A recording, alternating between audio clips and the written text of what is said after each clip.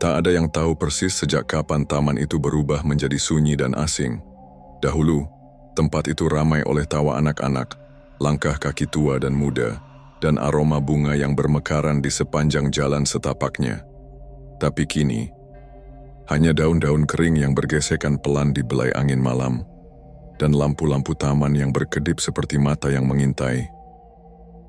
Orang-orang kampung menyebutnya Taman Laksana, tapi sejak kejadian itu, sebuah malam tanpa bulan, di mana seorang anak kecil menghilang tanpa jejak, taman itu punya nama baru yang tak tertulis di peta, Taman Angker.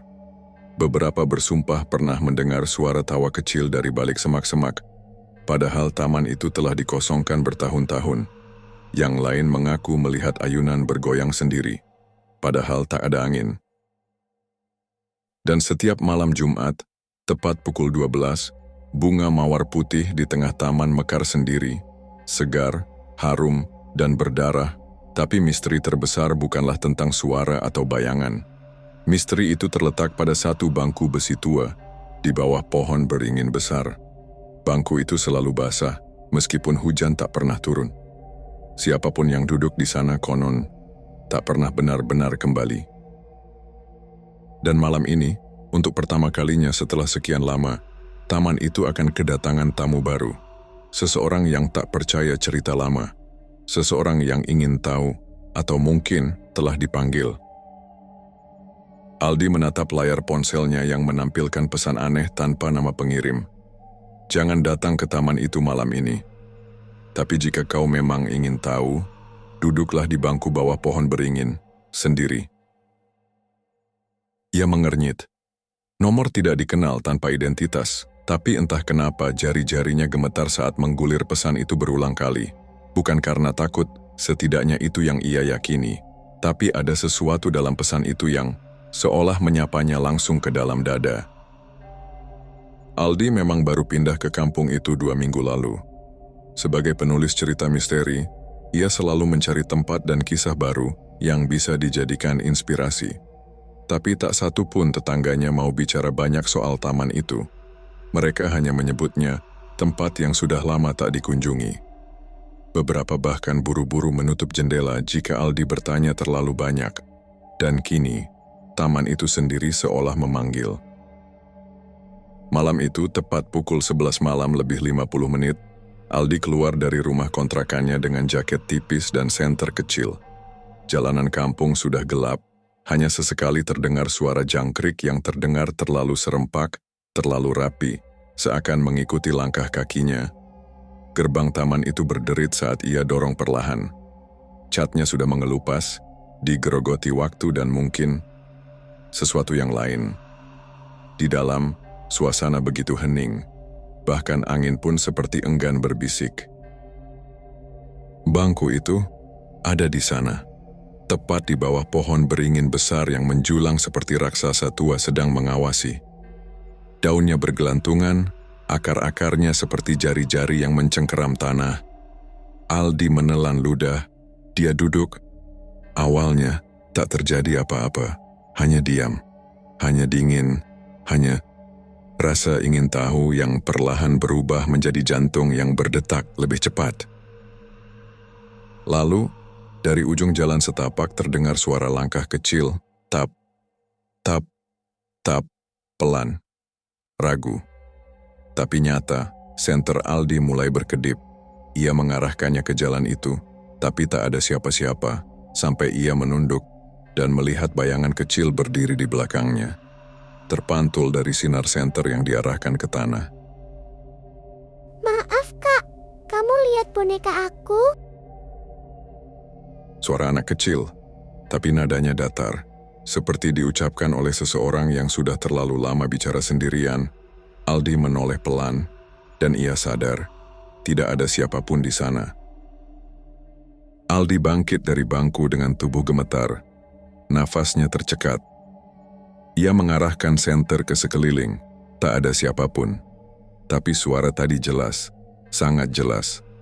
Suara anak kecil yang bertanya soal boneka. Pelan-pelan ia melangkah mundur, masih menyorotkan cahaya ke arah bangku, pohon, dan jalan setapak, sunyi. terlalu sunyi. Lalu matanya menangkap sesuatu di bawah bangku tempat tadi ia duduk. Sebuah boneka kain lusuh tergeletak dengan mata kancing yang hanya tersisa satu. Kepalanya hampir terlepas, dijahit dengan benang merah menyala, seperti bekas luka yang tak rapi. Ada bercak tanah dan sesuatu yang lebih gelap di bagian bajunya, seperti darah kering. Aldi ragu untuk menyentuhnya, tapi rasa ingin tahunya lebih kuat dari rasa takut. Ia memungut boneka itu. Saat tangannya menyentuh kain lusuh itu, terdengar lagi suara, Itu punyaku. Suaranya lebih dekat, lebih jelas. Aldi memutar tubuh, masih tak ada siapa-siapa. Tapi ia merasakan hawa dingin aneh di belakang tengkuknya, seperti embusan nafas seseorang yang berdiri sangat dekat. Tiba-tiba, lampu taman yang padam sejak tadi menyala satu persatu. Bukan semuanya, hanya sebagian, membentuk jalur cahaya yang mengarah ke bagian taman yang lebih dalam, seakan membimbingnya. Aldi tahu ini tidak masuk akal. Tapi kakinya mulai melangkah mengikuti cahaya, boneka masih tergenggam di tangan. Langkah demi langkah membawa dia ke sudut taman yang selama ini tersembunyi oleh semak-semak tinggi. Di sana ada pintu kayu tua berdiri sendiri, tanpa dinding, tanpa bangunan, hanya pintu tertancap di tanah, seperti gerbang menuju sesuatu. Pintunya tertutup rapat, tapi di atasnya terukir tulisan pudar. Hanya yang membawa kenangan yang bisa masuk. Aldi menatap boneka di tangannya. Kenangan? Apakah boneka ini kuncinya? Tangan Aldi terulur pelan ke gagang pintu. Tapi sebelum sempat menyentuhnya dari balik daun-daun tinggi, terdengar suara tangis lirih seorang anak kecil. Suaranya bukan hanya sedih tapi seolah menyimpan luka bertahun-tahun. Aldi bergidik, jantungnya berdetak tak karuan. Tapi ia tahu, dia sudah terlalu jauh untuk mundur. Sesuatu sedang menuntunnya, sesuatu yang ingin diceritakan.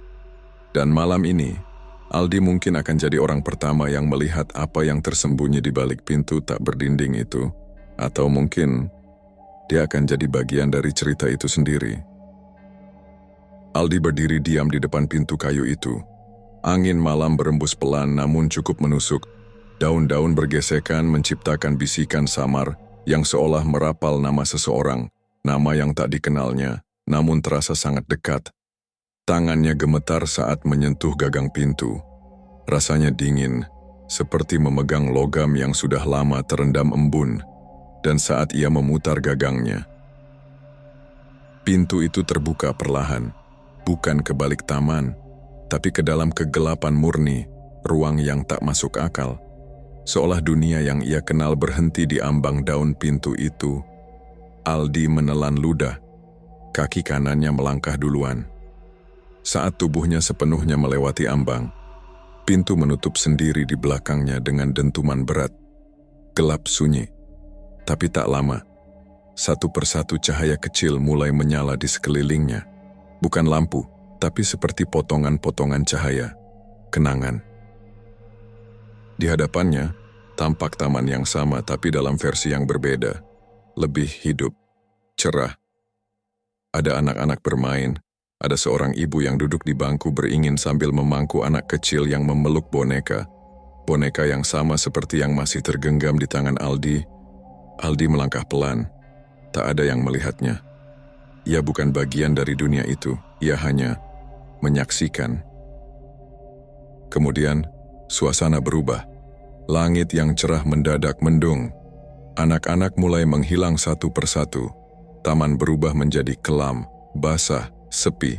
Satu sosok kecil berlari, menangis, memanggil-manggil ibunya. Tapi tak ada jawaban, ia tersandung, terjatuh. Bonekanya terlempar jauh, dan dari balik semak-semak muncul bayangan tinggi besar. Bukan manusia. Aldi menatap pemandangan itu dengan mulut menganga. Tubuhnya tak bisa bergerak. Sosok gelap itu mengambil anak kecil itu, dengan cara yang tidak bisa dijelaskan, seolah ia terserap, terhisap, dan kemudian hilang. Kenangan itu berhenti, Cahaya padam, Aldi kembali berdiri di tengah kegelapan. Lalu suara itu datang lagi, kali ini bukan dari anak kecil. Kenapa kau membawa bonekanya?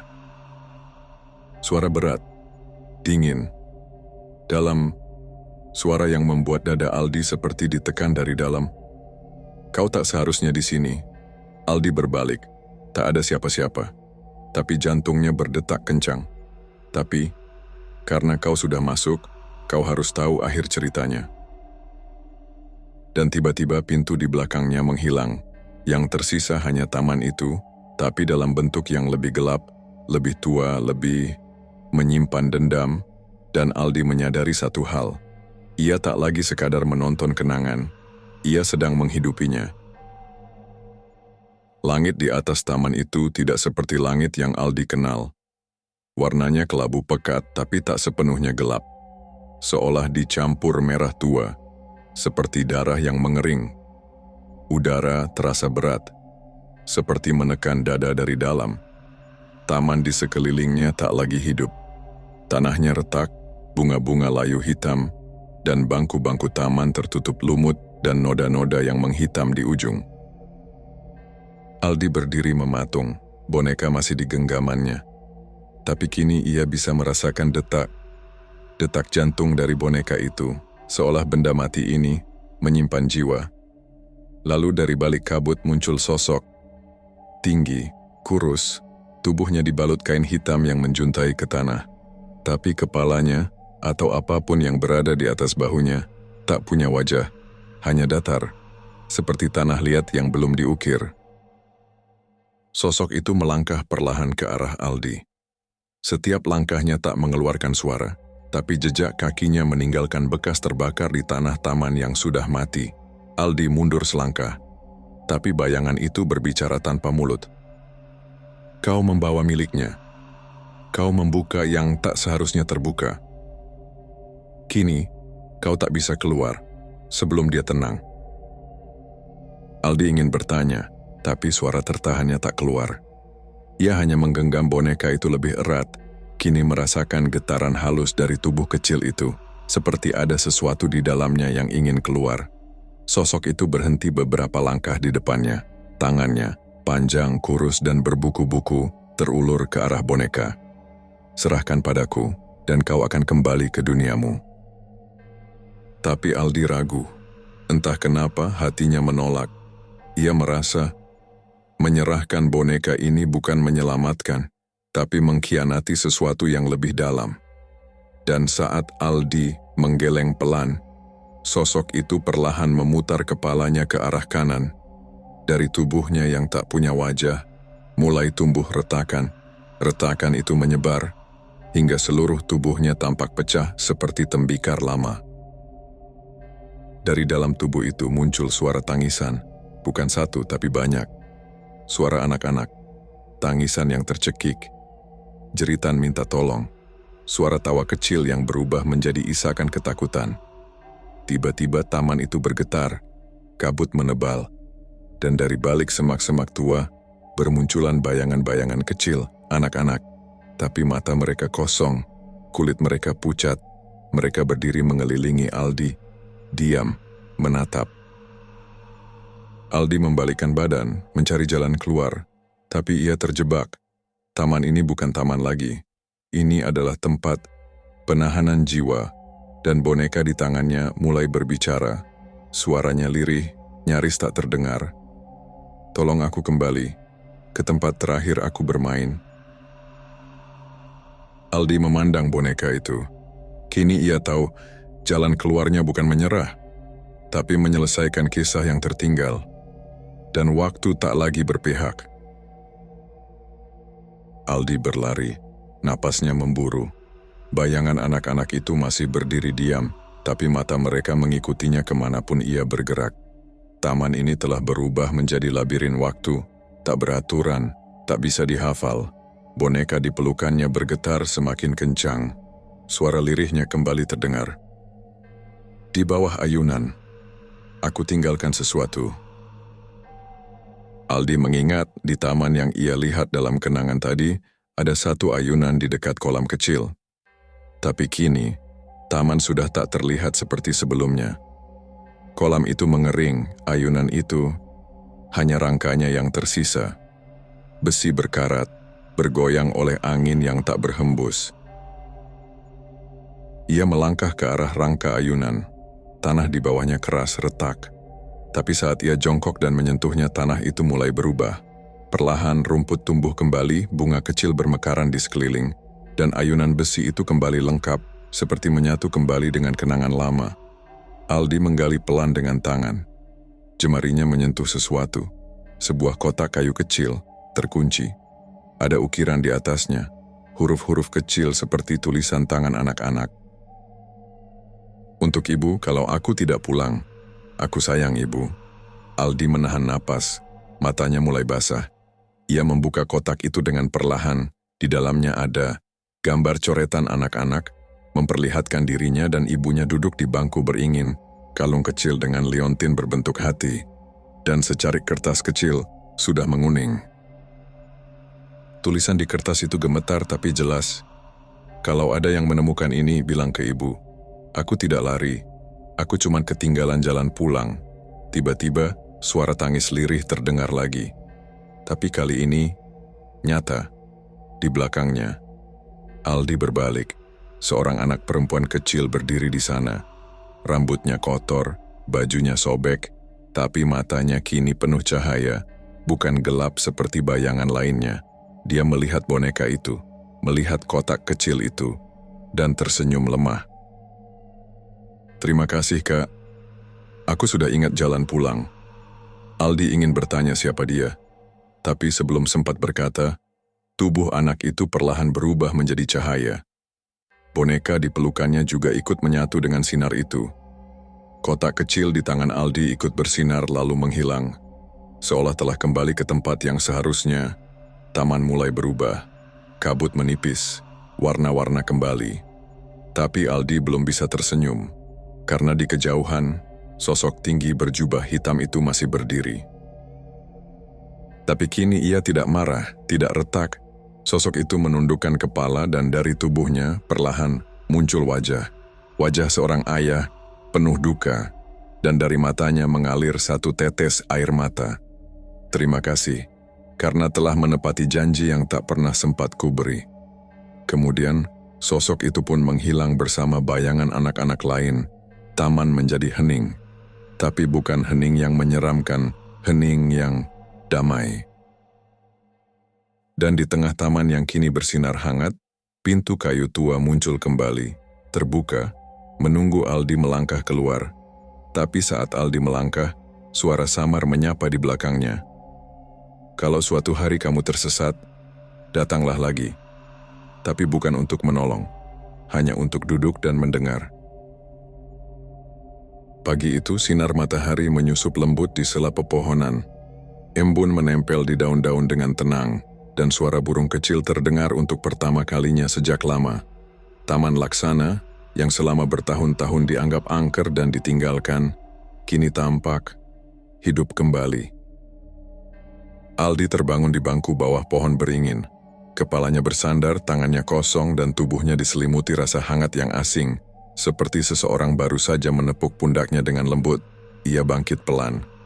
Di sekelilingnya taman terlihat berbeda. Bukan dalam artian supranatural, tapi benar-benar berbeda.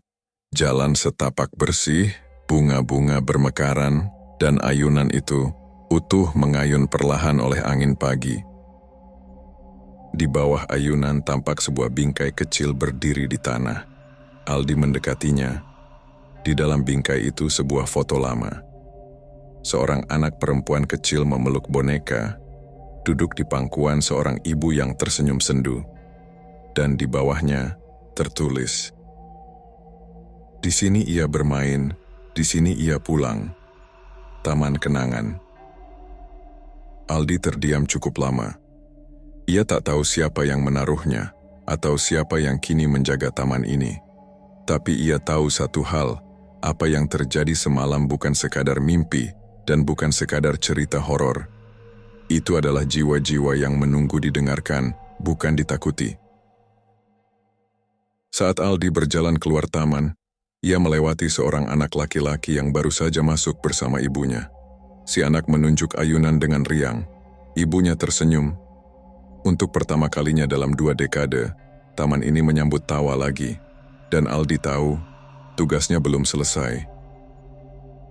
Seminggu kemudian, Aldi duduk di depan laptopnya. Di layar terbuka dokumen baru dengan judul besar, Taman yang Tak Pernah Tidur. Sebuah kisah nyata berdasarkan malam yang membuka pintu kenangan. Tangannya mengetik perlahan, tapi tidak hanya sekadar bercerita. Ia ingin orang tahu bahwa tidak semua tempat angker ingin menakuti. Beberapa hanya ingin diingat kembali, karena kadang yang paling mengerikan adalah dilupakan. Aldi menatap jendela.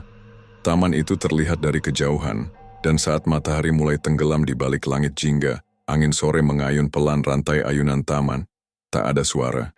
Tapi di telinganya Aldi mendengar bisikan kecil, lembut, hangat. "Terima kasih, Kak." Lalu senyap. Cerita ini selesai. Tapi taman itu akan selalu menyimpan kisah. Untuk siapa saja yang berani duduk, mendengar, dan percaya.